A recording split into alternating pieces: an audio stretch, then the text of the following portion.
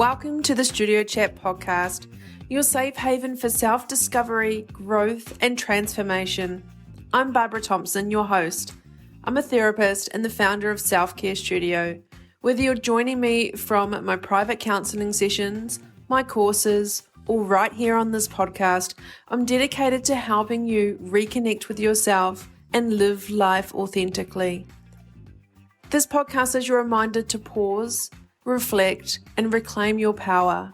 Together we'll explore the messy, beautiful journey of life, from letting go of people-pleasing and overthinking to embracing your worth and stepping boldly into your true self. Here, you're not just a listener, you're part of a community that values self-trust, self-love, and living life on your terms.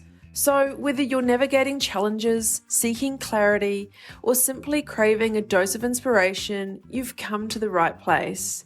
Thank you so much for choosing to spend this time with me. Let's dive into today's episode and continue this journey together.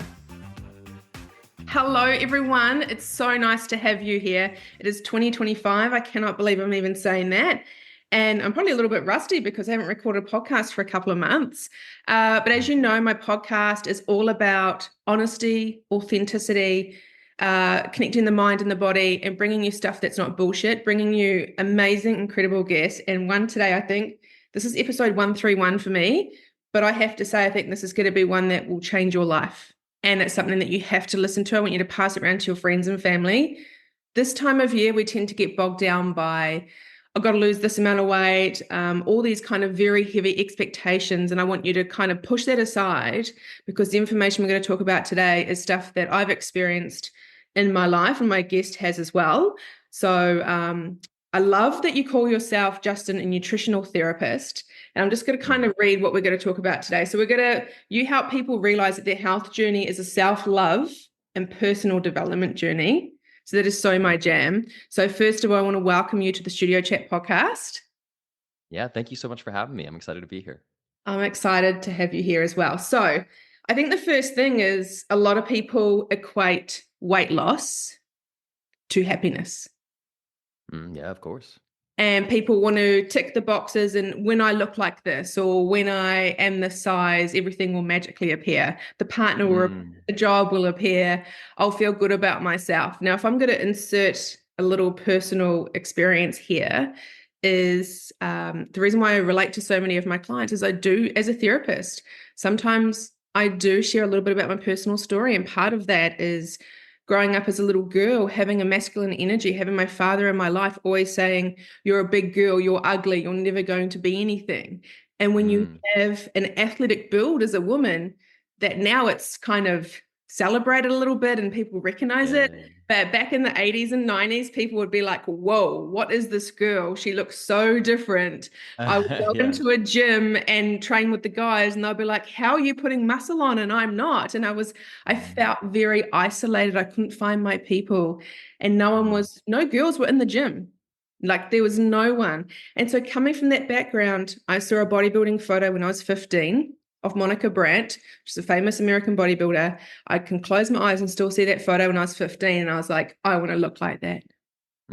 Anyone listening to this, you can do anything, you can be anything, because I was proof. It took me till I was 35 to do it. It's almost 10 years ago now. But when I got there, I looked pretty close to her and I was natural. But I had no idea I looked like that. I was still chasing the thing. I still wanted the thing.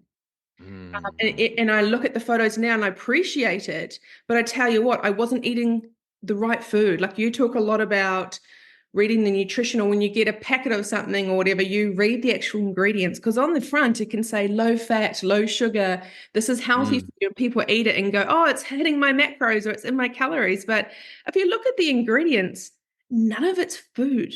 And so when I was competing and in that world of, I've got to look like this, I've got to look like this, and absolutely punishing my body, I was miserable. If I really look back, I had no self-worth. No, people thought I did. You know, it's kind of the outside. Oh, you're so outgoing and you can talk to anyone. But deep down, if I was honest, because we're going to talk about honesty today too, I was chasing the thing. But if you said to me, Justin, what were you chasing, Barbara? I'll be like, I don't know. I wasn't clear. I had the idea. I more than got there, but Mm, it didn't fulfill me. It didn't make me a better person. And it made me feel more lonely within myself. I was actually more unhealthy, even with weight on. Being that, looking like that, and what I had to do wasn't healthy for my body. So I want to share mm. with anyone today, if the beginning of this year you're putting all these demands and stresses, go to a trusted source. And today, Justin's going to give you some information that I can vouch for him and say, this is someone that walks the talk, knows the information, is not going to give you bullshit, is not here to make money like some, you know what I mean? Like it's, you're, Yeah. you're speaking the truth. So I'd love to talk about the internal self-worth issues. Like you do a lot of daily mirror work with your clients. So can we kind of start there with the whole personal development, self-love to do with health? Can we talk about that internal work, like what you do with your clients? Yeah, of course. Daily mirror work is one of my non-negotiables for every client. Every single client gets this. And it's I can describe it pretty quickly here. There's a bit more to it than just the love aspect, but you stand in a mirror, you look yourself in the eyes, and I always suggest that you wear the least amount of clothing that you're comfortable with. Try to see as much of yourself as you can, right? And if standing in the mirror naked makes you want to throw up, like you're so scared of doing that, then don't make this a masochistic endeavor of like I have to stand there naked and do the thing, right? If you're not quite there yet and you have some body dysmorphia or some body image issues or whatever, and you're just really nervous about doing that, then do this fully clothed, right? To make it more comfortable for you, set yourself up for success. But you just stand in the mirror, you look yourself in the eyes, and you say, I love you out loud 10 times. And you really try to mean it. And this is the thing that I get the most pushback from clients on, right? So they'll be 30 days in and they're hitting their macros and they're going for walks and they're getting sunshine and they're doing all these things. And I'm like, how's the mirror work going? They're like, oh, their face gets all red. Like, well, I tried it once. It felt really awkward.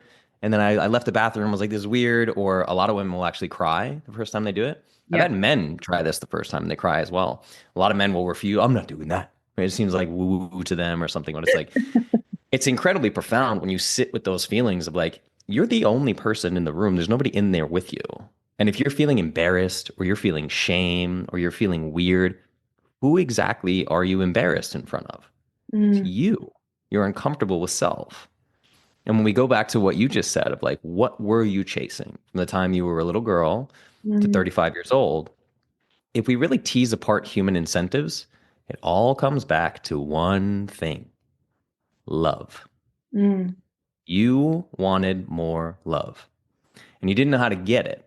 And the external love, even if you had people in your life who were loving you or giving you love or family members or friends or whatever, the reason why there was it was never satiated. Why yeah. am I not satiated, right? I have a boyfriend, I have a husband, I have a mom and dad who love me, I have friends. Like, what's going on? Why is this not satiated? It's a lack of self love. Self love is the answer to everything. And my personal belief of this world that we live in is every single person in my reality is a mirror for my internal state. So if you're a mirror, I'm talking to a mirror right now. This is Mm, Justin talking to Justin through a mirror named Barbara. And this is Barbara talking to Barbara through a mirror named Justin on a quantum level, right? So when we look at it like that, the reflection I'm getting back from you, you could tell me all day, every day that you love me, but you are a reflection of my internal state. If I don't love myself, your love is not going to land for me and it's going to be unsatiated. I'm going to feel like I need more love. And I'm usually going to chase things that get me external validation to get that love. I need my physique to look a certain way. I need to make a certain amount of money. Or you have these young crypto guys that hire me because they're depressed, but they're driving around a Lambo and trying to figure out why nobody loves them. I have a Lambo now. How come girls aren't throwing themselves at me? Right? It's like this kind of thing. They yeah. don't understand the self-love piece. And you and I's, journeys here are virtually identical. I went into high school. I was 7 inches shorter than I am now, so I was about 5'2", and I was almost 200 pounds. And it was the 90s, right? So back then we were called fat kids. And I was a fat kid, and I was obsessed with Arnold Schwarzenegger and Sylvester Stallone movies, like action heroes. I'm like, that's what a man looks like, right? Like, oh man, Yeah. I'm looking I down, just got looking at, goosebumps. I just got yeah, goosebumps exactly, you right? saying that to me. Yeah. Yeah, that's my version of your bodybuilder, the woman, the picture that you had. I want to look like her, right? I'm gonna look like these guys. And when I was 15 years old, I started lifting weights 2 hours a day, running on a treadmill an hour a day, just like punishing my body masochistically. And then my music career started. So I had a 15-year music career. Started when I was a child. I was 16 years old, getting paid to play music. And then I went to school in Boston, moved down to Nashville. I was playing 300 shows a year. I'm literally living under spotlights. I had a reality TV show on ABC by the time I was 25 years old. I had a Oh, YouTube channel going and everything. So all that body dysmorphia was just way wow. worse. It was amplified. Yeah, especially when you're standing on three. I didn't know. This is kind of cool. I do a dive on my guests, but not a deep dive. So I'm the reaction you're getting from me is probably what other people are. I'm like, whoa. So 300 shows, you're on show. Like, isn't that interesting? You're on Yeah. show. You're standing there. So anything to do Mhm. with how you look is, and you said you had spotlights on you. Isn't that interesting? Yeah, exactly. And it's like it's funny, right? That our reality being a mirror reflection of our internal state. It's like I literally was putting myself in a position to have the most insecurity, to have my body dysmorphia triggered every single day, right? And like part of my music career and my success in the music career was like I look a particular way, right? So I've had a very interesting experience that a lot of men don't get, where like I can actually empathize with women very much, and it's why 85% of my clientele is women Mm. because like I was in this weird position where like I was the hot girl at the bar. You know what I mean? Because I'm up there on stage, people are projecting their idea of what I am because of the way that I look, because they think I'm talented. So I'm getting all this external validation of like, oh my God, you have a beautiful voice, or can I take a picture with you? Or women are giving me their hotel room keys and all the things that come with like God. being a Yeah. musician, right? But none of it is landing on me. I'm like, oh, thank you so much. Yeah. And deep down, I'm like, I was incapable of intimacy. I always have my performer mask on. Just they're not talking to the real me. Like you talk about authenticity. My authenticity journey has been the last probably 12 years. I'm 38 years old now. Mm. Where I've realized part of the reason I hired my first talk therapist was because I realized that I could not connect. I didn't know where performer Justin ended and where authentic, normal Justin began because I was playing so many shows. I'm playing 4 hours a night, 300 nights a year. It was like I just never turned the performer switch off. And that's where like my journey of self love started in my late 20s. And I've been doing that ever since. And then just that's what I share. Like everything that I do with clients, I mean, unless you're like, you need to take estrogen or something because I'm a male, every single thing I ever ask a client to do, from mirror work to somatic work to macros to whatever, I had to do it. I had to learn it and had to do it myself. I never ask anybody to do anything that I have not done myself.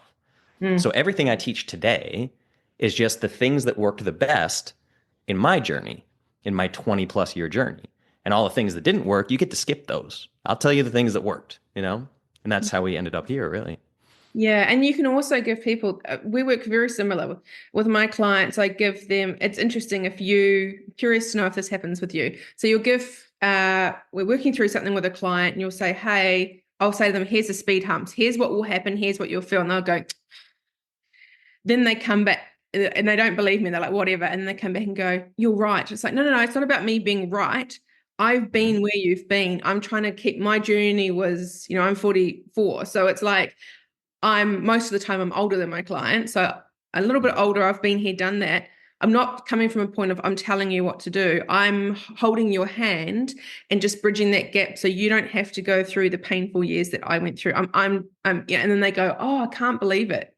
Like they literally Mm, don't, yeah, until you're walking through it, they're like, oh, that's never going to happen. I'm not going to feel like that, or I'll follow the plan to a T. But life happens, things come up, mhm. and Yeah, of everything's course. orchestrated for us to be a higher person or be a better person. Like all the bad things that happen for, and people might be like, happen for a reason for us to be like, what, it's like the lessons keep coming until we go, oh, that's the thing I need to learn, or Mm, I need to do things differently for a different outcome. exactly. Yeah. The universe will give you the same lesson over and over and over and over until you learn what you need to learn and choose the opposite of what you've historically done. Mm, And you touched on another thing that I love is where like I think a lot of people look at an end game. Like they yeah. think there's an end to the journey and there isn't. Life is an infinite game. So similar to you, right? I did this so masochistically that all in my 20s, I was a power lifter. I was doing twice a day CrossFit. I was a boxer. I became a purple belt in jujitsu. I'm like training with the founders of Strong First and getting certified in kettlebells and all these different things. And like, I mean, there was one point I was deadlifting 425 pounds and I was 9% body fat. And I looked in the mirror and in my mind, I was still chubby. Yeah. Like I look back on pictures of myself at 9% body fat and I'm like, dude, you were shredded. Like, wow, you're so shredded. But I remember being that person and Yeah. just, I would like pinch and be like, oh, no, look at you can't see all my abs. You can only see six of my abs. So I was like, I had this crazy thing where it's like this idea that it's never good enough. The goalpost is always moving. No matter Yeah. what you accomplish, it's more, more, more. So Mm, it's like, understanding that until you can get happy with the place that you're at right now, you're never going to be happy with the place that you end up. So there's like a thought process of, a new client will come to me with this idea of like, when I lose 100 pounds, then I will be healthy. And I'm like, no, no, no. Being a healthy person is a light switch decision. It's just as fast as turning on a light switch. You decide, I am now a healthy person, and I'm going to live every moment as a healthy person. So I'm a healthy person right now. And if I adopt the habits of a healthy person, then my body has no choice but to manifest optimal health and wellness. mm. So I don't become healthy after losing 100 pounds. I become healthy now and I will lose 100 pounds as a result. It's backward. Yeah. But also it's to do with when people are looking at their end goal, they don't realize that, like that, what you brought up was a common thing. People go, oh, I look at photos back then, I thought I was fat then, but oh my God. And I say to them, okay, well, what was the difference? Like, if you can look back now and be like, I thought I was fat then, but I wasn't, Mm, what's that telling you? And they look at me blankly and I'm like, it's up here in your yeah. head and it's in your heart. And once we join those two together, and that's what I mean. I used to read, I've read so many books and done so much because this is my life's work. So what, Mhm. like I think like you, I live and breathe this and this never ends.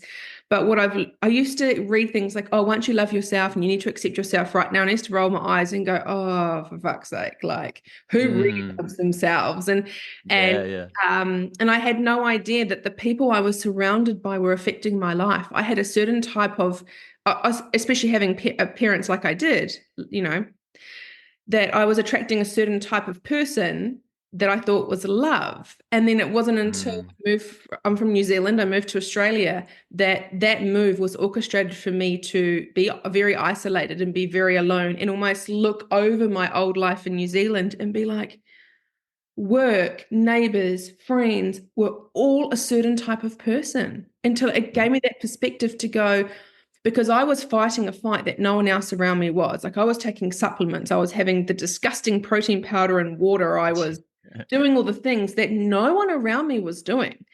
And so yeah. again, I was isolating myself. I got so much judgment, and it was so interesting when I was competing, the judgment turned to everyone knew I was competing. I'd have some seasoning or I'd have something on my chicken and I'd have my staff or people around me going, oh, should you be having that? Oh, should you? So all of a Yeah. sudden I was doing something to get somewhere.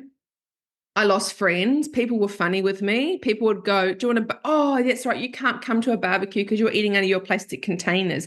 Oh, you're weird. And then I'd always hear people talk about me behind my back, saying all sorts of Mm, things about she's weird. She doesn't drink anymore. She doesn't do this. And it's like, I've yeah. heard you talk about it before.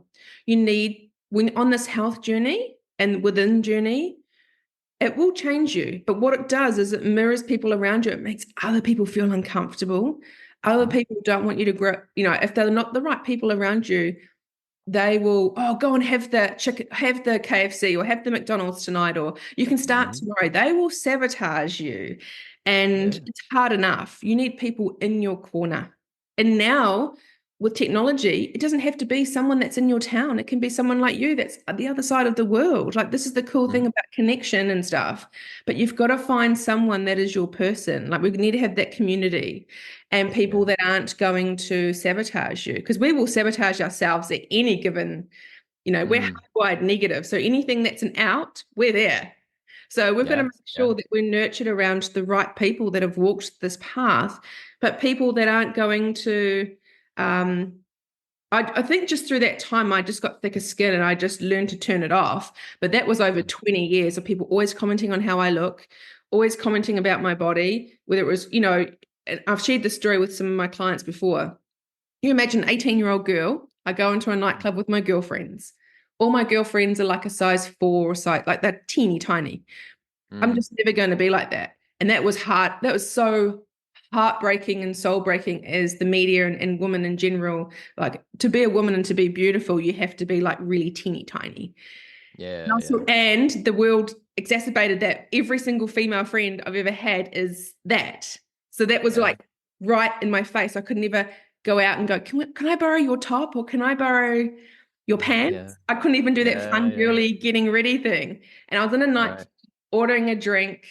And back in the 90s, it was like halter neck tops were in. So when you have big shoulder, and I was training then, so probably looked like a bit of a swimmer. And I had Mhm. a halter neck top on, and I was ordering a drink, and a good-looking guy, I'll never forget it, tapped me on the shoulder and goes, "Whoa, oh my God, you're massive." Again, like all these words. Look, I think he was trying to give me a compliment, but when you're 18 and you're so body conscious and you look so Mm, different to anyone else, there's a guy that was just really like, "Whoa, look at you. You're like got this V back, you're massive." Lord. And then got all his mates, look at this chick, and was like touching my shoulders, the muscle, and poking me like it was this yeah. science experiment. Do you know what that did to me? It just absolutely crushed my soul. Mm, yeah. Crushed my soul. So that's what I mean is it's kind of if I had any self-worth or self-love, that probably wouldn't even have entered into my life. Like I wouldn't even Right. attracted that guy to tap me on the shoulder and say the things. But now Yeah. it's like there's so much more to you. Like if I can say, especially to the women out there that are listening to this, how you, and this is so interesting because my whole life has always been about my looks. Even as a little Mm, kid, I used to get teased for the most randomest things. I used to get teased at primary school. Oh my God, your teeth are so white. Do you brush your teeth with white out? Or I used to get teased like your eyes are so blue. Like, are they fake? Or your skin, yeah. like you talk about kids getting teased, you know, Mm, or just my friends' parents when I used to meet them. I remember as a little girl, they used to had just like blonde ringlets. And I was mhm. definitely like the poster child for like a blonde little sweet girl because I was very sweet and innocent. But Yeah. everyone would always comment, Barbara, how I looked. Barbara, how Mm, I looked. Barbara, how I looked. My whole yeah. entire life. And then I think it was when I was 10 years ago when I stopped competing. And then I went through some very horrendous relationship stuff, and my life was in danger and very abusive relationships that I Sure. stopped all of that. And I actually, for the first time, gave up on the gym, gave up on Mm, like dieting. And these last only now recently I've gone back into the gym and I know my goals and and I mean this with love, I'm a completely different person. I'm coming up from a completely different perspective, but I almost yeah. had to break open to relearn all the stuff. And for the first time, I can honestly say, hand on heart, anyone listening to this, you can love yourself. You can, and I think you are a testament to that too. Self-care Hmm. was your superpower. 100%. Yeah. We've both got discipline. If we want something, we can go get it. Oh, yeah. But that's the Yeah. surface stuff. That's where all your Mhm. clients, like the millionaires or whatever, you can have the things. But I'd love to ask your perspective right now. You know, when I say, like, in your heart, your inner self love, from where Mhm. you've been, that musician and a bloody hell, I don't even know, reality TV show, or more Mm. eyes, were coming on you. Yeah. How do you feel? How can you describe it to someone from your point of view of how it feels when you really have self worth and self love and self esteem? Oh man. Um, that's a bit I joke about it because it's a bit like asking somebody what psychedelics are like if you've never done psychedelics, Yeah, you I, know? I haven't because it would freak me out. Yeah, yeah, yeah. Yeah, exactly. It's that. It's like, well, it's or like going to Burning Man, right? It's like, what's Burning Man like? And I'm like, well, you just have to go. It's one of those things where once you feel it, it changes everything. Yeah, It's a paradigm shattering experience to see yourself and understand I love that person.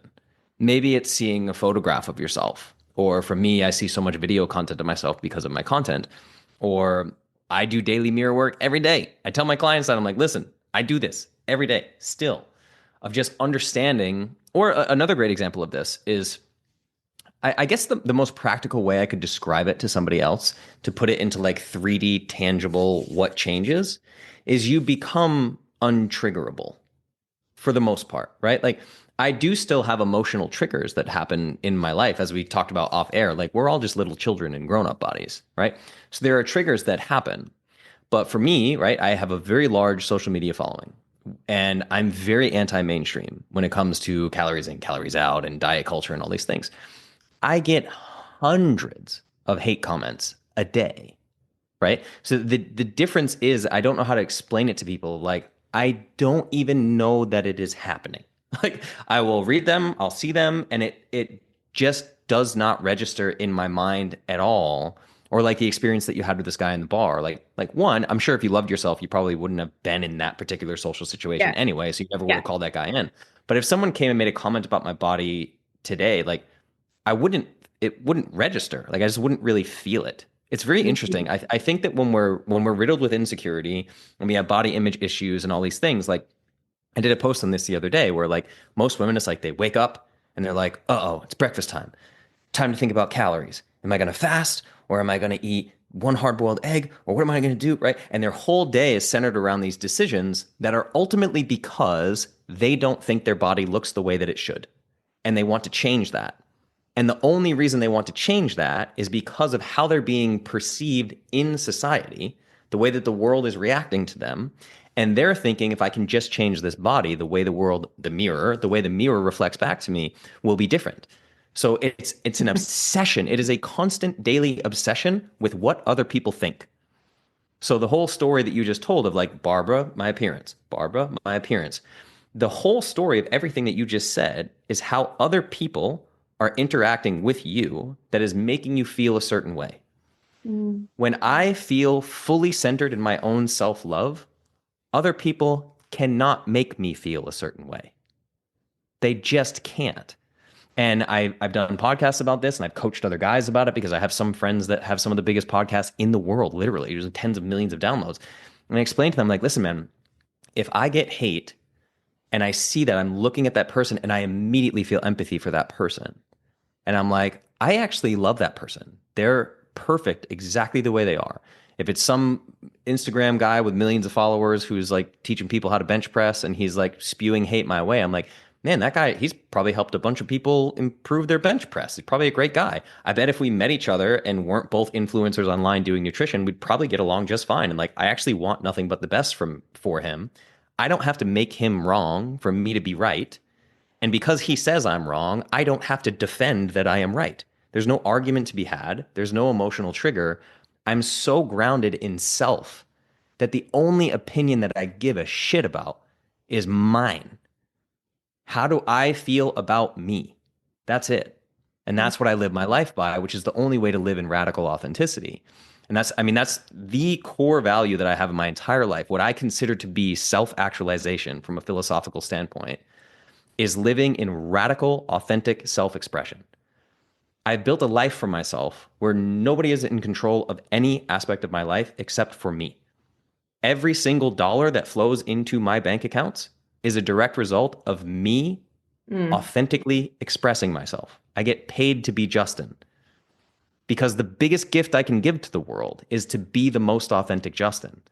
The biggest gift that you can give to the world is to be the most authentic Barbara. There's no competition. I am a category of one. There's no competition for you in the world. You are a category of one. Mm. You are the magic. But if you're so insecure that your behavior in the world is you're putting on armor and you're wearing a mask and you're acting a certain way and, oh, I would say this, or you're lying or acting something, you're trying to impress people, that's inauthentic. You're immediately lying. Your whole life is a lie. And that's what I found when I was Mr. Onstage performer getting all these accolades and panties thrown at me or whatever. It was just like, this is make believe. This is literally make believe. I'm playing make believe all the time. Yeah. So in my mind, all the love I'm getting is just not landing. It's just bouncing off me, Isn't that because I'm, interesting? Because if I was in that audience looking at you when you're a performer, oh, imagine having that life. Like that guy will get all the girls and he's popular and look how cool he is. And we also put that person on a pedestal and thinking that you've got everything, so you'll be happy. yeah. Well, and what used to happen is again, like when I was in the music industry, I was drinking 6 nights a week because Mm. I am a faux rock star, a quote unquote rock star in Nashville, Tennessee. And like everyone around me is drinking, everyone's drunk all the time. It's all this. And I remember like when I first started therapy, trying to get real with some of the people in my life and explaining like, man, I got this, I feel like I've lost myself to this gig, or like, we'd be sitting down with friends at a bar, like over drinks, and I say something like that. I feel like I lost myself to this gig, and like, I don't know that I can connect with women the way that I want to. And like, I would try to do an emotional share, and immediately it'd be like, oh, cry me a river, bro. Like, you're living the dream, dude. Girls are throwing themselves at you. Like, oh, dude, have a drink and shut up. Like, it was just immediately shut Wow. down of like, there's no chance this guy can be unhappy or unfulfilled because he's quote unquote living the dream. And I assure you, it is not what people think it is. Like, you could not pay me all the money in the world to trade places with Justin Bieber. I cannot think of a worse prison cell to ever Mm, exist. And mm. I would not want that reality. And I lived it on 1/1 billionth the scale that Justin Bieber does, and I still was miserable in it. It was not good, Mm. So it's I think a lot of people are afraid to share these internal things because they get shut down. Yeah. Thank you. And thank you for not giving up. Thank you for because most people, and especially being a guy, let's be honest, this stuff is harder for you guys. I mean, I think I think some of it is for sure. And I think that it's I get this a lot now because I've shared it so openly over the years. Is like, one, I think just because of the power dynamic of like the physicality of men able to victimize women, I think as a whole, I think it's harder for women. But I do think there are unique challenges for each for men and women.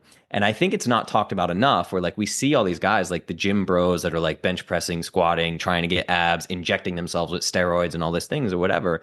It's Mm. the same exact thing as you desperately thinking you need to look like an Olsen twin in the 90s. And you Mm. need to, because in the 90s, that was it. Like you said, right? I was born in 86. Nobody was talking about squat booties back then. It was like Twiggy and the Olsen twins and Paris Hilton. Like, you have to be as small as possible, right? Yeah. But that whole thing, that the same way that women are trying to change their body to meet some ideal, and a lot of it honestly is there are a lot of women judging other women. And Mm. then you move to the male side as well. These guys that are like roided out and they're huge and jacked up, they're building those muscles, they're doing that to impress other men. And then it's other men talking shit about other men. And it's this whole the body dysmorphia piece for men. And Mm. also, this is huge that I don't think people talk about a lot, is a tremendous amount of full-blown eating disorders and or disordered eating among men is like it's an epidemic. It's massive, and I don't think it's talked about much. No, it's not. It's not. And actually, my background was I was married to a professional bodybuilder. So Oh I wow. I lived with someone that was massive, that was Mhm. injecting, that was that world. And the sad thing is they're the most insecure, unhappy. That's why I walk into a gym and people are like, how do you just stand next to that big unit? And it's like, because it's just they're a normal person. I couldn't give a Yeah. shit. And that's the dynamic that even back then I got so much shade being with him because you're with him because of how he looks. And I Yeah. honestly Yeah. know. Oh, and then after that, my patterns were, looks clearly were not my thing. Like, no offense, but people were like, oh my Sure. God, you're with him because of how he looks. And I was like, no, I'm actually not. I don't care what someone looks like. I Yeah. really don't, but that just fell on deaf ears. And that's the thing is, people walk into a gym and see these people, whatever they are. The sad thing is with young girls that I see in my practice is Mhm. they'll show me a photo of someone and I'll look at it straight away and I'll be like, everything they share with you online, I guarantee is what not, that's the version that they want you to see. Yeah. They Yeah. probably have 100%. disordered eating. They're definitely not eating what they're sharing because it's their secret and Hmm. that's how they make Hmm. their money. But also Hmm. sometimes people dabble in certain things. And with women, it could be a form of a steroid or it could be a form of a fat burner or appetite suppressant. But that's Sure. their journey. Like focus on you because I talk about bio-individuality and people are always like, what is that? And I'm like, well, look at your Mhm. finger. You've got a fingerprint. And they're like, yeah. And I'm like, does anyone else in the world have this fingerprint? And they're like, no. And I'm like, okay, well, let's Yeah. start with your fingerprint. So why on earth Yeah. are you following what someone else is doing? Right. Well, Like, and think about it, yeah. right? Like we can bring this kind of back home because this is really important of like the core message. Because you asked me, how does your life change when you have self-love versus when you don't have self-love? So Mm. we touch on it, and then we just spend, I think, probably the last 5, 10 minutes, both again talking about our own experiences and other people's experiences of being judged by others. That's the core of this conversation goes back to these women come in and they want to train with me and they have a picture of somebody else and I want to look like this person because their social media blah blah blah. It's immediately I'm not good enough, this other person is better. Or the guy that you were married to, well, he's clearly not doesn't feel good enough about his body because he's got to inject steroids to match some unnatural ideal of what this thing is. And the only reason he would do that is because he wants to get different judgment from people. He wants their experience to be different. So sitting in a foundation of self-love removes all of this toxic bullshit. It just isn't part of your life anymore. And it's like, I said on Trigger Room, like the term that I use, I've used profanity a couple times in your show, so it seems like it's okay. But it's like, Oh, you're allowed. I teach people to become unfuckwithable. And I don't mean that like I am a tough guy, right? Like I'm a purple belt in jiu-jitsu. I could kill most people with my bare hands, right? But is that what I mean by unfuckwithable? No, not at all. It means I never have to fight because I'm never going to get triggered by what somebody says about me. You could spit in my face in a bar and I'd be like, oh man, that guy's clearly hurting. Like I'd look at my fiance and be like, we got to get out of here. This is not for us, right? I don't have anything to prove. I don't need to prove to that guy that I can choke him out. I don't need to make whatever pain he's going through worse by making an example of him because he was a punk at a bar or whatever. It's like I can literally just be like, oh, this situation's not for me. I'm gonna get out of here. I wish that guy nothing but the best. It's like when you really end up grounded in self-love, I mean, it changes everything. I can't even express it. And to go back to something you said earlier, the part of the problem that I have with the term self-love on social media and in books and everything is a lot of people have the experience that you had. It's like, oh, well, listen, you just got to love yourself more. And that's it. And it's this kind of like abstract, vague thing. And you're like, well, if I don't have self-love and you told me I need self-love, now I'm just judging myself more for not having self-love. So it's like, what is the answer? How do you get more self-love? And that's really what I'm trying to do in these structured programs and all of my coaching is if an 18-year-old kid comes to me and he's skinny and he says, Justin, I want bigger biceps. I'm going to tell him how to eat. And I'm going to say, you need to do bicep curls. If somebody comes to me and they say, I don't love myself, we need to do self-love bicep curls. We need to get the reps in. And this is why I say daily mirror work. If you go from never saying I love you to yourself to standing in a mirror every day as a non-negotiable, even if you're faking it and saying out loud, I love you while looking at yourself, it's going to change your neurology.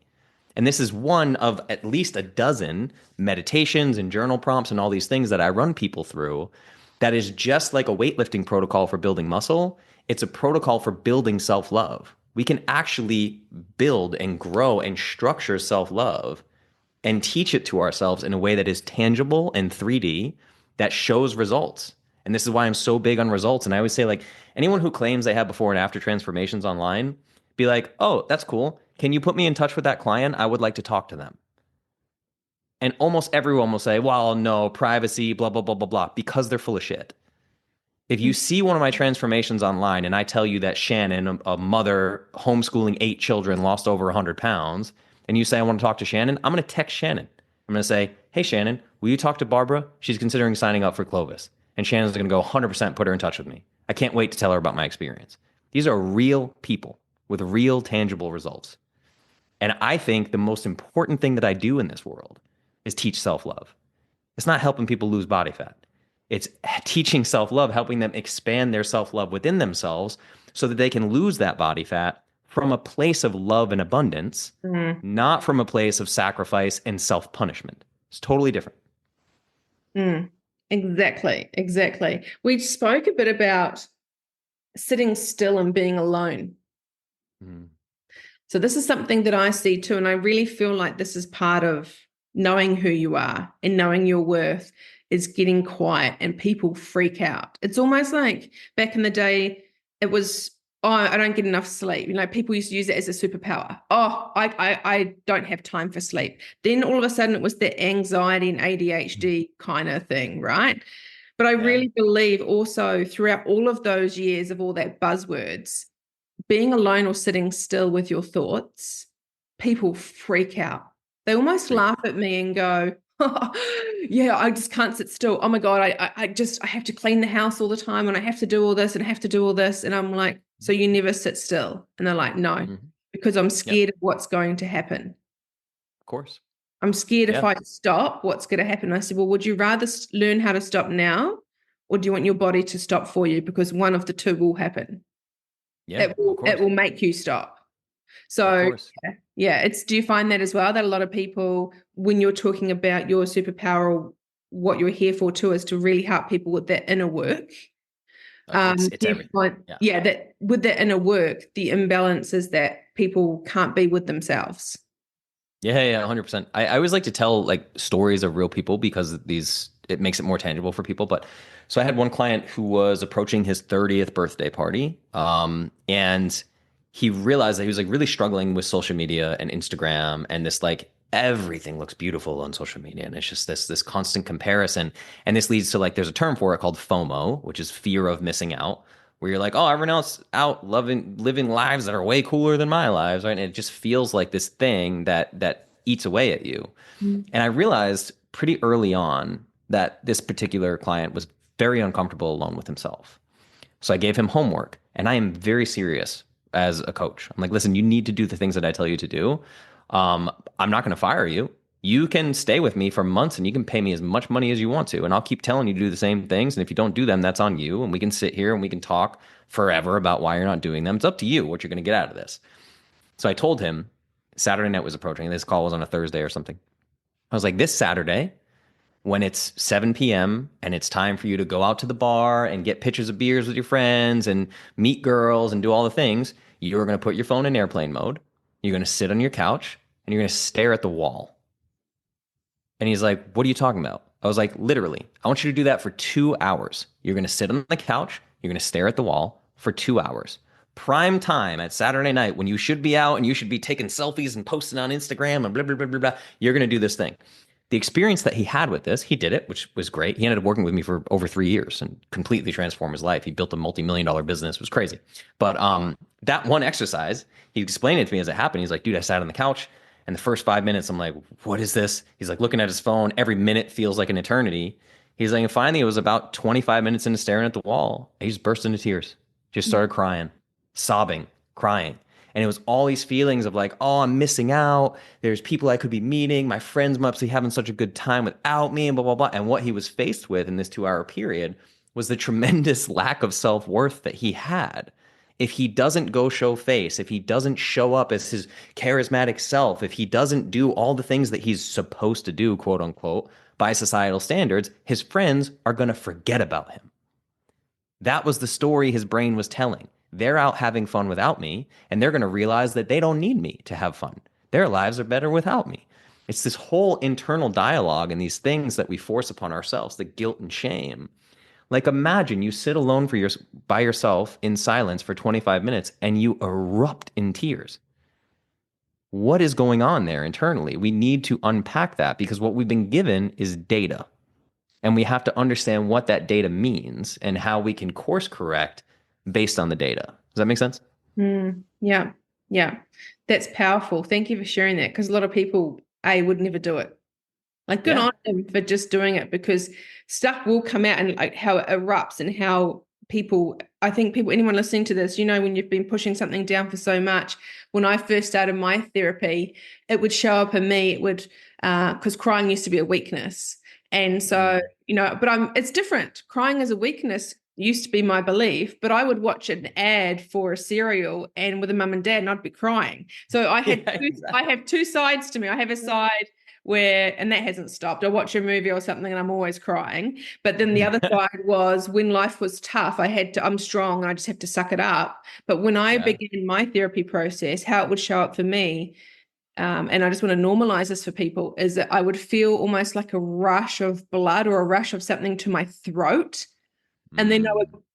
I would swallow and it would just be this massive lump. And sometimes I actually look at my therapist because she obviously could see and now I'm a therapist, so I get it, but she could see Mhm. the wave way before I even felt it. And it came up. And then I would say to her, oh no, I'd actually look across the room and be like, oh no, no, it's happening again. I'd panic. I'd be like, oh no, no, I don't want it because that lump and that feeling would be so big. And she'd be like, Barbara, just Yeah. sit with it. It's okay. Just sit with it. And she was a very clinical therapist. So anyone Mm. that's like that, I'm like, shut up. But it did help me to a certain point. So Yeah, yeah. just sit with it and just feel it. And I'd be like, this is shit. No, I hate this. But I remember going, oh no, it's happening. Because when that would release, I would cry with snot bubbles and I would just be Mm. horrible and a mess.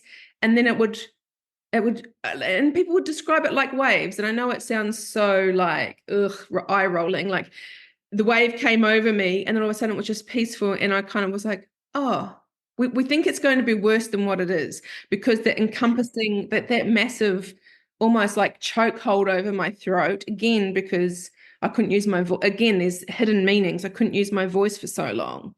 Yep. And I've been given a voice, and that's what I do for a job now. So that was like that massive like choke, and then the feeling of crying. And I just be like, I don't want to cry. I don't want to, because I want to get through the things in therapy. I've got a list and I want to improve myself. And if I cry for 20 minutes, it's just going to waste time. Like, let's go. Like, let's be proactive. So it was bringing up all that stuff. But I want to say to Yeah. people, I say to them, you know, when you get that funny feeling in the throat, and they go, yeah. And I'm like, I don't get that anymore. I don't Yeah. have any blockages. I don't have anything. And that's what I mean when I kind of say on the other side. And you are right. I did put you on the spot a little bit when I said to you, how does it feel when you've done that? And Hmm. because if you would ask me that question, I'd go, oh man, that's such a hard. So I do apologize a little bit because I did put you on the spot. But No, no. when you go through that process, it just changes like my whole life, what I do for a job now, having my own business, the people I'm surrounded by, the country I live in. Mhm. It's just so uh, peaceful, probably Yeah. is the word. There's no 100%. expectations.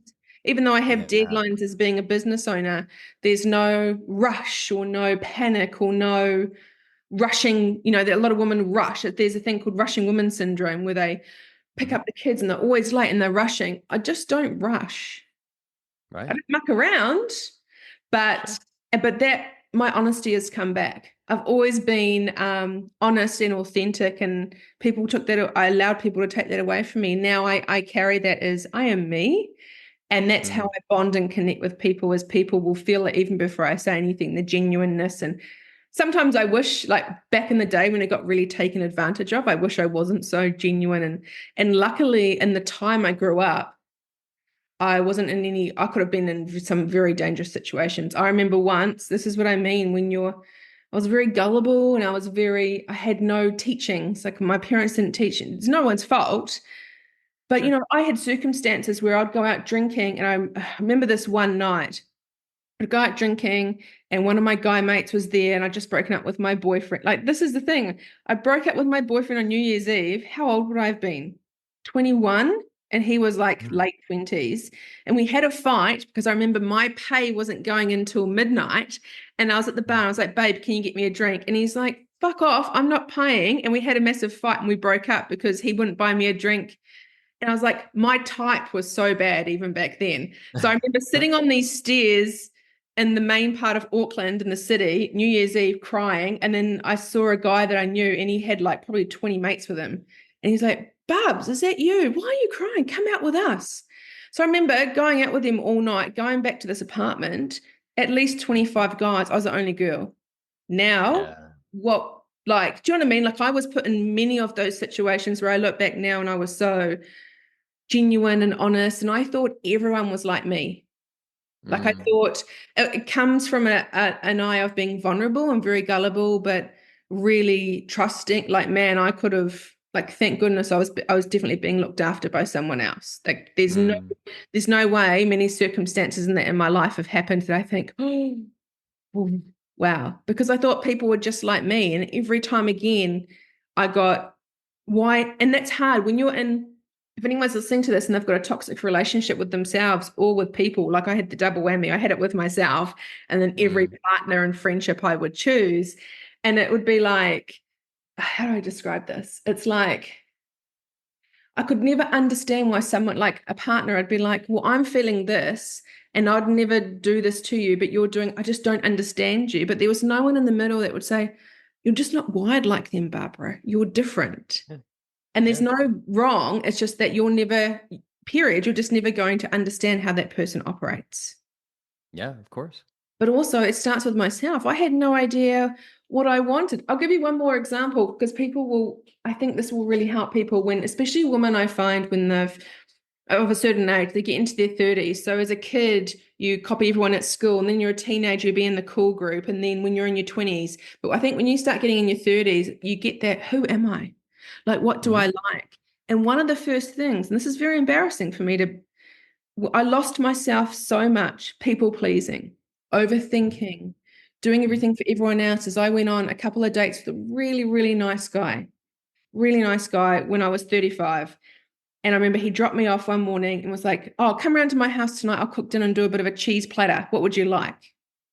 And I turned to him. He's like, "Just tell me the meats and cheeses and wine." And I went, I'd never have, I know this sounds really sad at 35 years old. No one had ever done anything like that for me before. Mm-hmm. The part of me wanted to tear up and I was like, oh my God, don't show him that you've got so low standards and self-worth that no one has ever done anything nice. It's a cheese board, big whoop, right? But at the same time, I was like, I can't even tell him what cheeses I like. I Yeah. can't even tell him what meats I like. What wine? I don't know. And I was like, oh, just whatever. And he wouldn't let it go.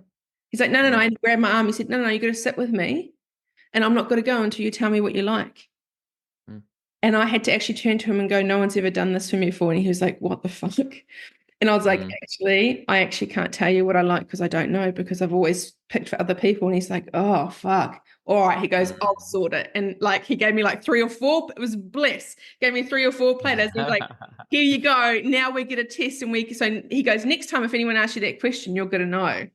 So I know it's trivial, but I want to normalize that you can get to a point in your life where you don't know who you are anymore. You've spent your whole life trying to be someone, that authenticity, like you're ticking all the boxes, you're getting engaged, getting married, want to have the white picket fence. I mean, thank goodness there was something in me that said that guy wasn't for me to have children. Do you know what I mean? Because I could have ticked that box too, but something in me was like, oh, no, this person. So I want people to realize that if you tick the boxes and look at everyone else on social media, keep focusing on yourself and you've got to tick the boxes that are for you.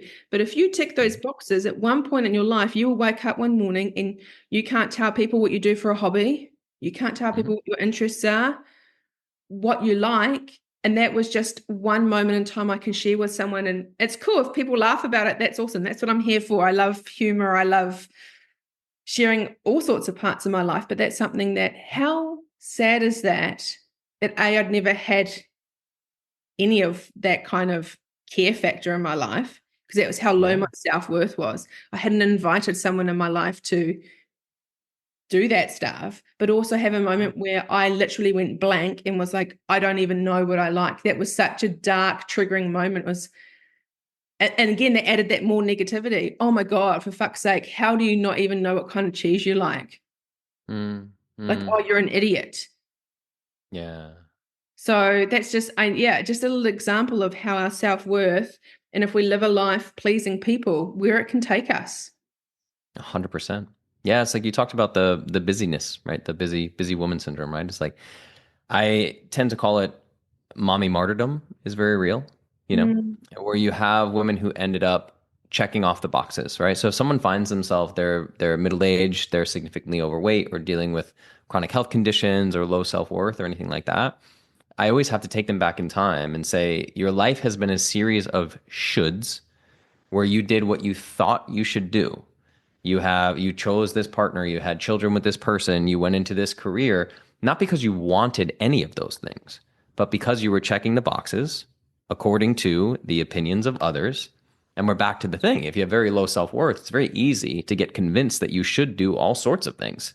And you end up in a life that is completely out of alignment with the person that you want to be in the world. So if like the best version of self is over here, way to the right, and the current version of you is over here, way to the left, it's only once we get those two versions of self in alignment with what you actually want to be in the world that you can achieve optimal health and wellness. So like we talked about here, we both did a lot of bodybuilding and things like that. We can talk about calories, workouts, macros, supplements until the cows come home, right? Yeah. But it's going to be near impossible. I'm telling you, near impossible for you to achieve optimal health and wellness if you are still in a toxic romantic relationship, if you still work a job that you hate, if you still live in a city where 9 months out of the year, you're like, I hate this weather, I hate this place, why am I here? Leave. Get up and go somewhere else, right? It's like you have to make these choices for yourself. You have to make these decisions for yourself. But it's very hard to do without self-worth because you end up in a situation, these moms do it too. Well, if I don't drive the kids to every soccer practice and make snacks for all the other team members and do this, then the other moms are not going to think that I'm good enough. And it's this constant spiraling thing. And I use the cliche term from an airplane of like, you have to put your oxygen mask on first before you can help others. And if you don't do that over years and years, you're going to secretly resent all those people, including your children. You will resent your children for stealing your life from you.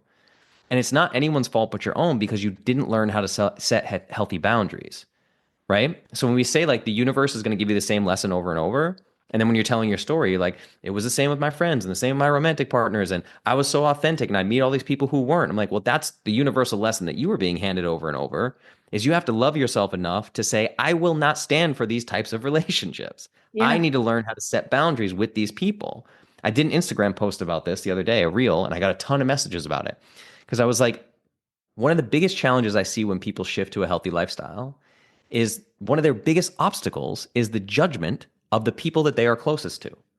Like they order a burger without a bun and their friends are like, "What are you doing? Are you on another diet? Oh God, what are you doing this time?" Or it's happy hour, have a drink. What's wrong with you? Blah, blah, blah. This kind of bullshit. Mm. This is a one strike rule in my world.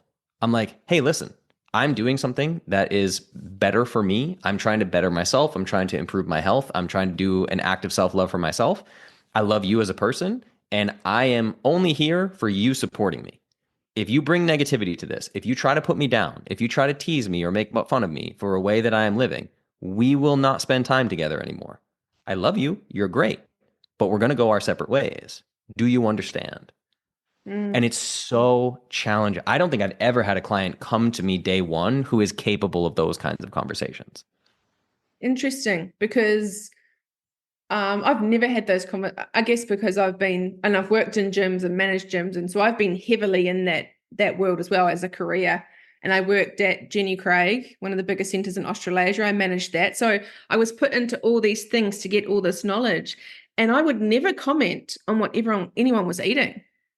That's great. If they're having a shit sandwich, I might say, "Oh, hey, what are you doing? Why are you having shit on?" Like, that's probably the only Yeah. reason of the world drinking your own urine or feces or whatever. But apart from that, I never ever comment Yeah. anything like that and never have. And I find it such a weird thing when you go out with people.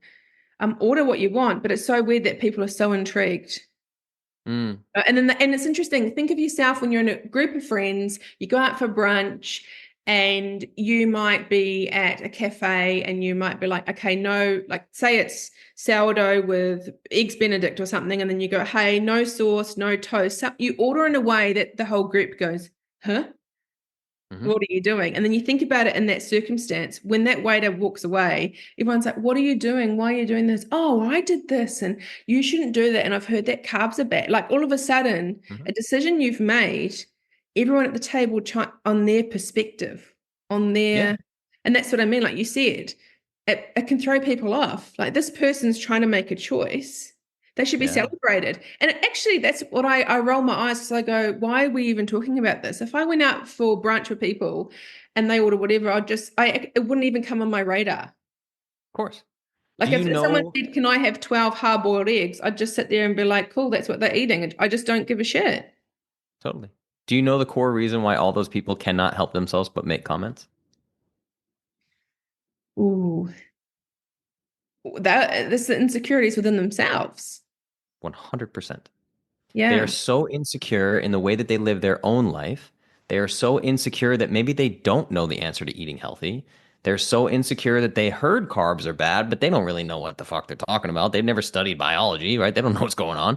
So they're so insecure about their own experience and their own choices that you making a choice that you feel confident in is inadvertently shining a spotlight on their decision.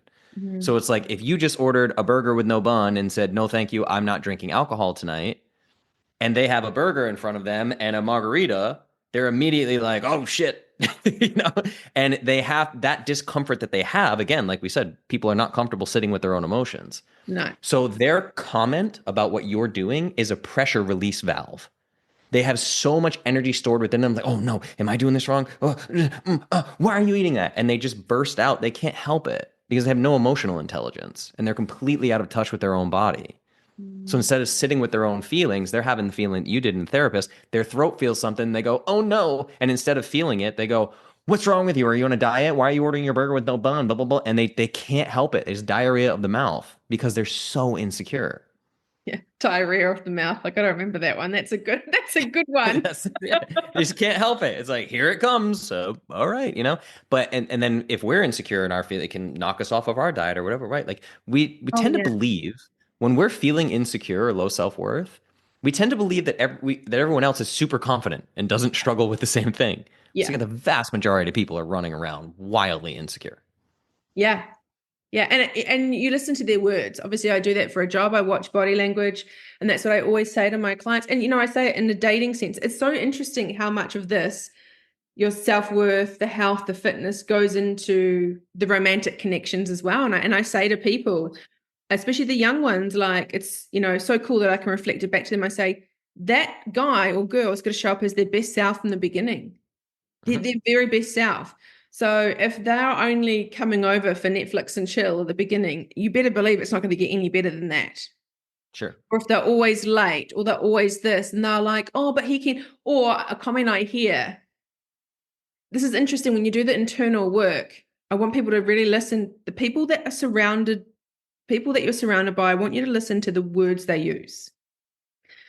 Because we tell ourselves the story just because we're nice and I can relate to this, we've got a good heart and we're genuine. It doesn't mean that everyone else is. And something I hear all the time, and I have to smile in my head, not on my face when I'm hearing this.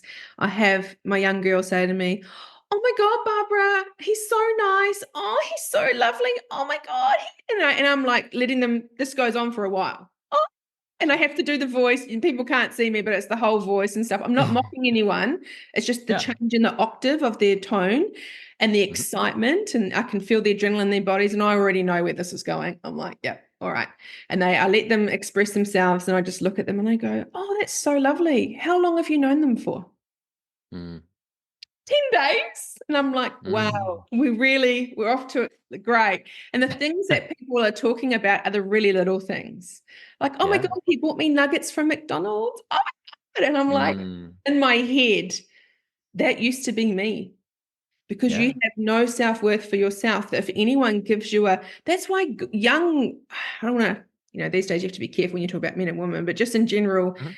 online dating for young guys is so easy. Like Oh yeah, for it's sure. such a, guys don't have to work for it anymore. Come on, man. You have to do the chase and you have to work for it. And the Mm. most important thing is get to know the person first. Yeah, yeah, yeah. Like now it's just like, hey, do you want to just hook up and go? And then it happens. I'm like, oh, well, what's left? And what about Yeah. getting to know the person, the soul? Sure. Sure. Well, and that's the huge problem, right? This is why I focus so much energy into that King versus Prince curriculum that I have that I run men through, is because the masculine feminine polarity, the way things are today, and mind you, masculine feminine polarity is not gendered, right? If you're in a homosexual relationship with two women, there's going to be masculine feminine polarities. It exists everywhere in the universe. So what ends up happening is we have these stories that we tell. Women will say, "Oh, there's no high quality men left." And I'm like, "Well, the vast majority of women are clicking a button on an app, meeting up with a stranger and letting him fuck them." So, why do the men have to? They don't have to do anything. They don't have to be better. They don't have to prove anything. They don't have to be in their king energy. They can be in their prince little boy energy that wants immediate gratification and gets that, right? Gets exactly what he wants. So, it's actually the divine feminine, the queen energy, has a tremendous amount of discernment. The queen is the woman who shows up to a date and 5 minutes in is like, "Hey, buddy, I'm out of here. That's too many red flags. See ya." And they turn around, they leave. Listen, you're great. Go on, go meet some other woman, but it's not me, right? So we have this kind of chicken or egg scenario. Is it that the men are just so low quality that there are no good men left, there are no kings left, just princes?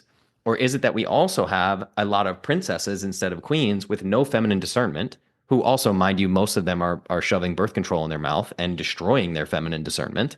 And Yeah. they're in a situation where they're just letting any men into their world physically. Yep. There's nothing that has to be done there. There's no earning of anything, which is why, and especially like I meet plenty 55-year-old men that are running 9-figure businesses. They are princes. They're little boys, and they've always been a little boy because they've always had money. So everybody always said yes to them, and women always said yes to them. So, "Oh, I'll sleep with you. You buy me Gucci bags," right? It's like it's this ridiculous understanding of the masculine feminine polarity Yeah. that is actually like it's eroding society in a very serious way. And I don't mean that like a grumpy old man, right? Like I do psychedelics and go to Burning Man. Like I'm not a prude by any means, but this is like a very important thing that needs to be structured. Like men have no rites of passage in today's society. Everything is easy.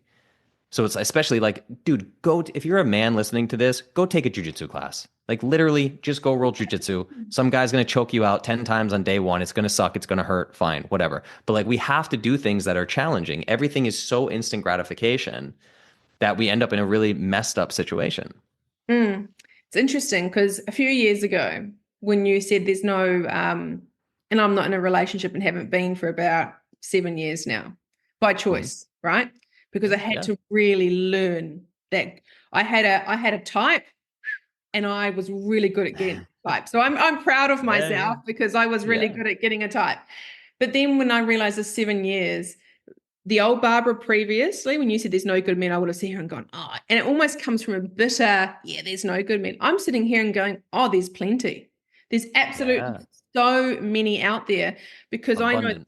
I know the bottom feeders. I'll never go on online dating, not even, because I also No. know that when I'm the person I'm meant to be, and okay, for anyone listening to this, some of my clients and listeners don't know some of the energetic work I'm doing. So I'm starting to talk at this level. And I know some people are go, what is Barbara talking about?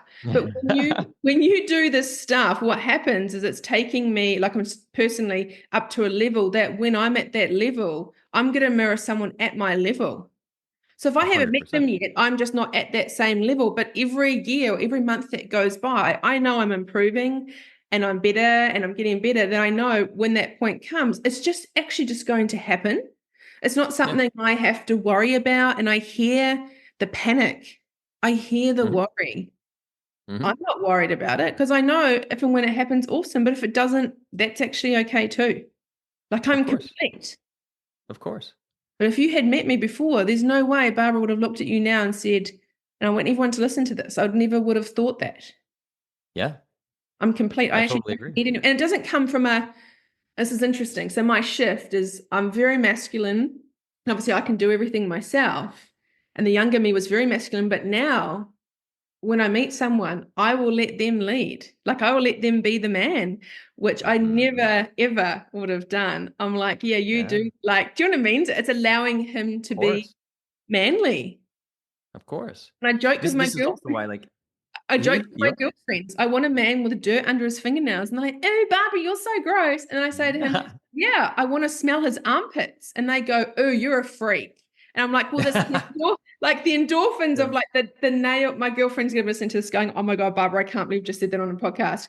But like the Yeah. dirt under the fingernails, the man, and Mhm. just it's more the energy and just like there's nothing better. And this probably sounds really freakish, but when I say smelling a man's armpit, I think anyone that's done it knows that it's what is it? What's the word? Pheromones. That's the word. Yeah, Mhm. that like a man, sweaty man. And they're like, oh, you're so disgusting. And I'm like, yep, I'll own that. Mm. Yeah. Well, I mean, there's a lot of science behind that, like pheromones and stuff, because we're biological creatures. Like, and again, like things like birth control shut down your innate ability to be able to do that, to notice a man's scent and be attracted to him. There's a biological reason for that. Like, if we're attracted to particular scents and everything, it's because our biology matches with theirs in a way where we are actually less likely to have a deformed child if we reproduce. So there are very, very important biological signals that are happening with smell, taste of kissing, all sorts of things, texture, like everything that makes us feel like, oh, this person feels really good to us. That's biological data. It's like two supercomputers coming together that have data that say, yeah, we are actually aligned. We're in sync in this thing. It's why people have the types of preferences that they have in dating. It's very deep. It's like goes to a DNA level. It's fantastic. But yeah, Yeah. I mean, it's really important. I like to tell people that your partner, to some degree, should always feel aspirational, right? So like my partner makes me the best version of myself. I don't judge myself today by, how many people I can tap out in jujitsu. I judge myself by my pregnant fiance is sitting downstairs and I'm doing all the hunting and gathering and she knows that she's safe. She doesn't have to worry about the finances, right? I'm in charge of all of that. And guess what? My partner, before she met me, was the founder of a 9-figure business. She does not need me. She doesn't need me to do the money. She doesn't need me to do the finances. She's choosing As someone who crushed in a patriarchy as an amazing entrepreneur, the first time I ever met her, she was on stage as a keynote speaker. She doesn't need me. She can outmasculine the boys, but she wants to be in her feminine. She wants to soften into me. She wants me to have dirt under my fingernails and take care of her because she loves herself so much. She's realized I was actually striving for something because I felt unsafe with the masculine. I never felt safe with the man, never felt safe with her dad, never felt safe with previous romantic partners. And we'd done so much personal development work on ourselves before we came together that by the time we came together, the mirror, our universal mirror, was like, oh, this feels good. This feels nice, right? Here we are. And we get to be in these roles together as aspirational partners who bring out the best in one another. The same way for me now, I love myself so unconditionally. I don't need to do anything for me to love myself. So this beautiful community that we built here in Austin with all these incredible people around us, I don't have any friends who do not love me unconditionally Yeah. because the universal reflection is coming from inside of me. I can't change other people. I can only change me. And the moment I change and I vibrate at that frequency, I will only attract like-minded people to me who are going to treat me at least as well as I treat myself. That's the big Thank secret. you. Honestly, thank you for sharing that example, because what that is showing people is when you love yourself fully, look at how your life unfolds pretty quickly. And I guarantee when you Exactly. guys met at that event, it just happened organically. Yeah. And this is like, I'm going to give a very extreme example here, and this may be triggering. And if I get canceled for it, cool. I can't get canceled. It's not a thing. But so it's like when someone is in either an emotionally or physically abusive relationship, right? So any woman listening to this, if you are in a relationship with a man and it's kind of the rose colored glasses, honeymoon phase, everything's cool. He's showing you a different version of himself, like you said, showing up, doing all the things. And then something happens where this man shows like a crazy display of anger. He like punches through a wall, or he hits you, or screams nasty words at you, or something like that. That first time, you are a victim. Mhm. For sure. You didn't see it coming. You are a victim. Leave. Get out of there. Never go back. This is a one strike thing, right? But if you go back and he does it again, okay, maybe we could still call you a victim. And then you leave, you say, I'm done with this, you're terrible. But then you go back a third time, and a fourth time, and a fifth time, and a sixth time, and a 100th time. You are no longer a victim. You are making a choice. And the entirety of your life is this way. You get to decide, every human gets to decide what is their rock bottom, right? So if you're eating fast food 10 times a day and you're drinking a bunch of Pepsis every day and you're super overweight and you don't like what you're seeing in the mirror, you're making choices every single day that are going to keep you where you are. So at some point, you have to take extreme ownership, which is why I teach that the world is a mirror. Yeah. Because if you're getting abused by somebody over and over and over and you keep signing up for that, are they abusing you or are you abusing yourself? Abusing yourself, right? Mm, mm. That's it. That's that's amazing. But yeah, it's good. It's so good to hear from someone that's done the work and now that you've built that life and that. But it's interesting because people are worried about being alone, but when you're within those type of relationships, you're alone. Mhm. So Totally. why don't you Completely. just be alone anyway? But yeah, it's so interesting. But this chat has just been incredible, and just I think what I love talking to you about is that you embrace your authentic self and you empower individuals to do the same. Hmm. And I That's the just magic that you bring to the world. yeah. I am not interested in any way, shape, or form in a relationship with Barbara or anyone else that is not the most authentic version of you. Because if you don't give me the most authentic version of you, you don't get to experience unconditional love through me Mm, because you're giving me a version of yourself that is not true. So I can't authentically love you. I could be trying my very best to give you love and be your friend and treat you well and all these things.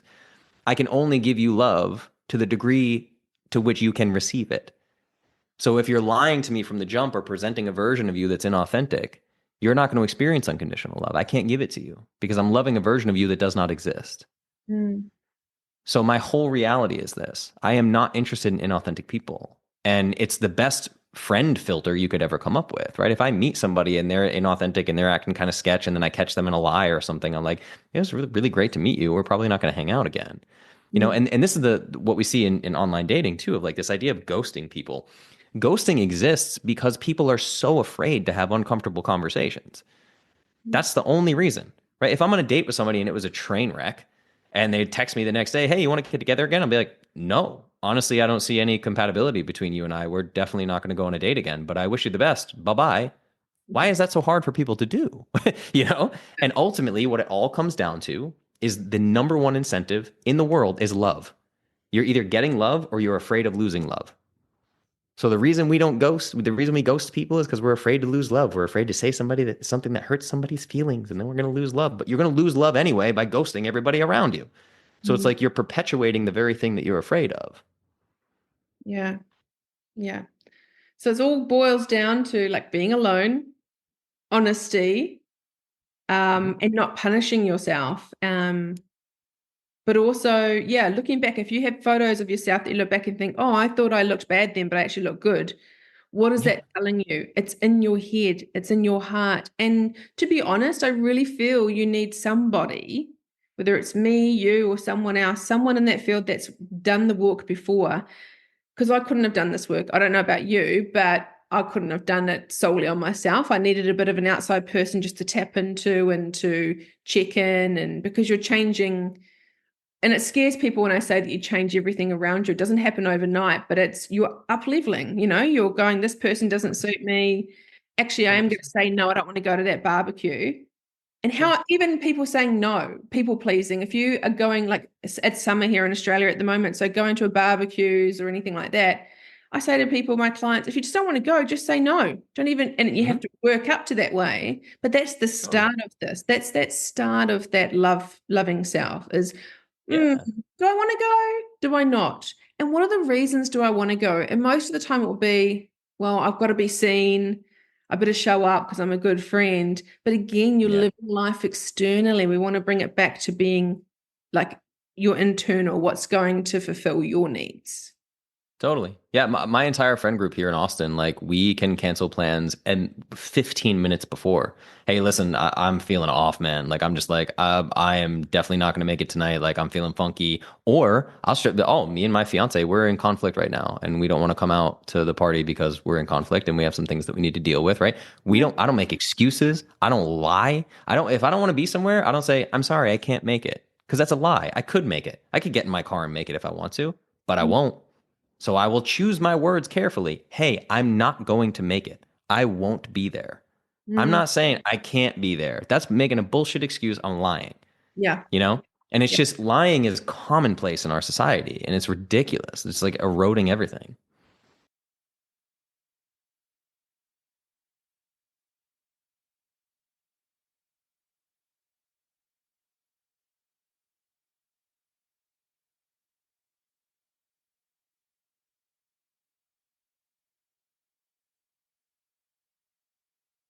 Like that's the thing to go back to where people like Barbara and I come from, just for the listeners, it's like, listen, I have worked with shamans and coaches and therapists and trainers all over the globe. I have gone to 20 plus countries to learn the things that I've learned and dive into these things and go deep in isolation out in nature and dry fasting and all the things, right?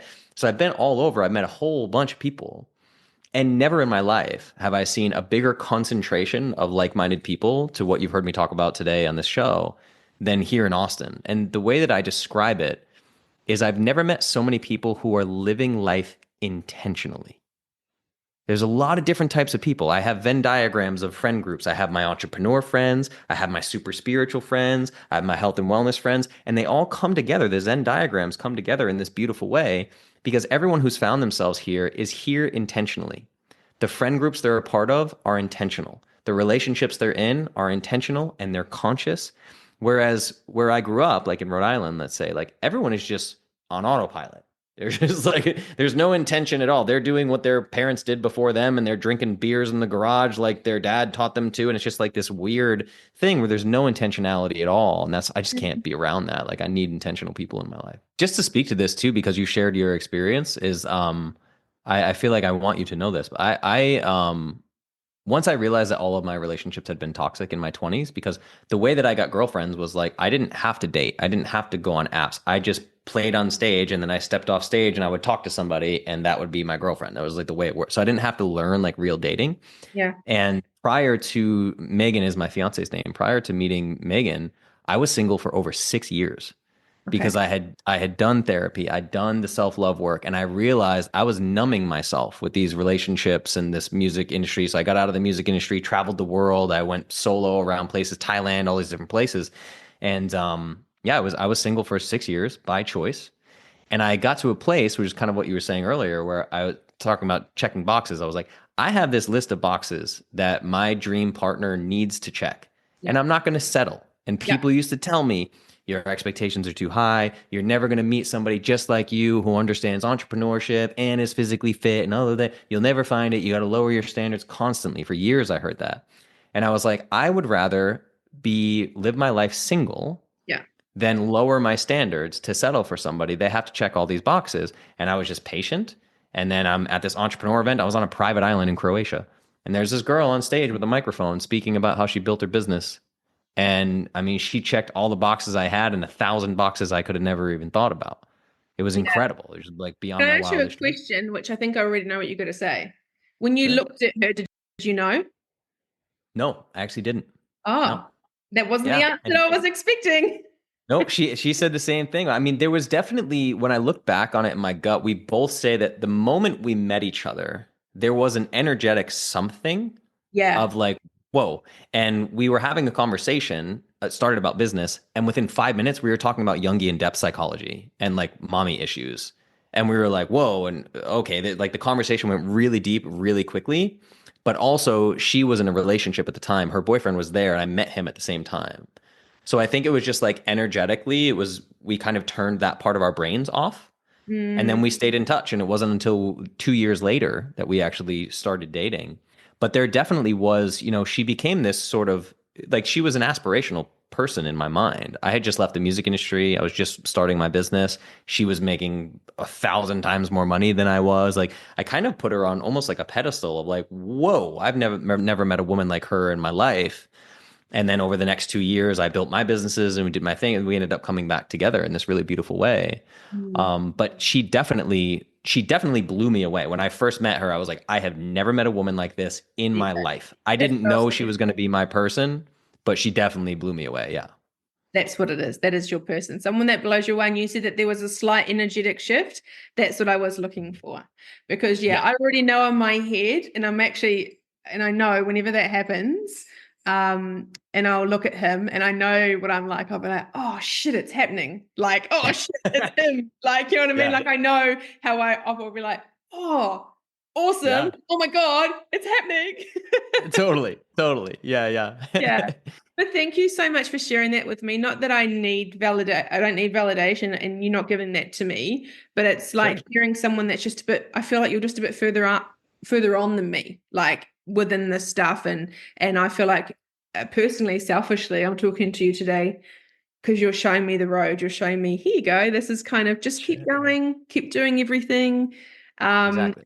Thank you. It's so What refreshing. Yeah, the reason why I share with you is what you've really shared with me today and all your vulnerability and sharing, which is beautiful and beautiful for the listeners, is I just want to like applaud you and say like you are 100% on an amazing path. This all you need to do is just keep being this honest, authentic person that you are. I have no idea what your path is going to look like, but you are certainly on the right path. It's amazing. It's been an absolute pleasure to be here with you.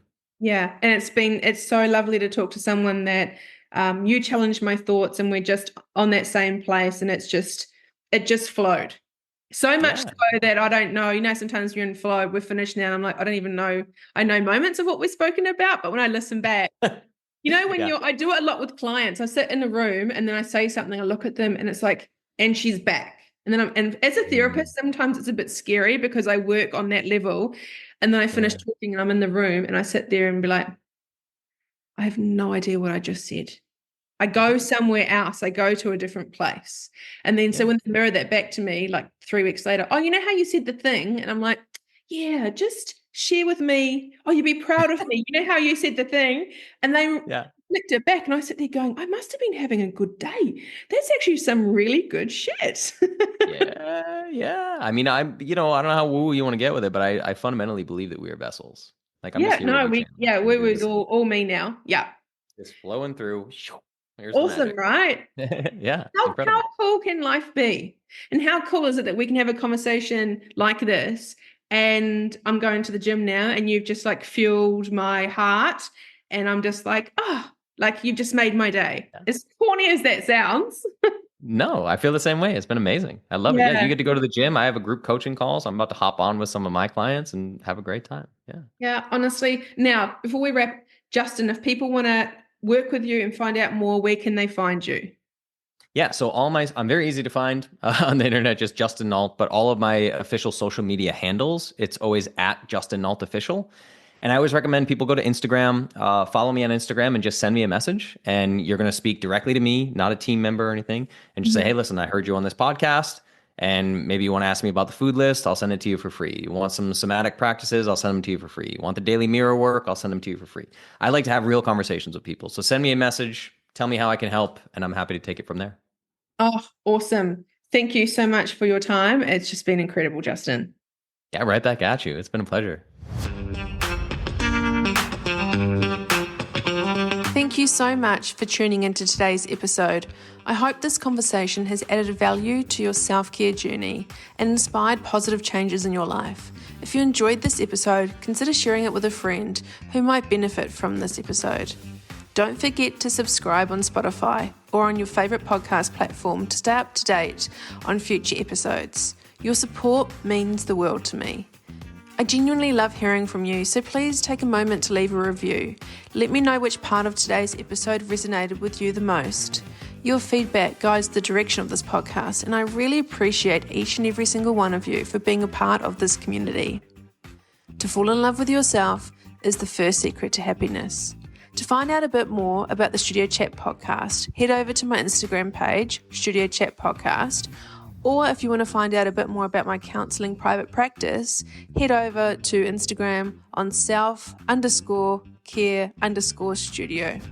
I'm really looking forward to seeing you on the next episode. Until next time, take care of yourselves and keep embracing the journey of self-discovery.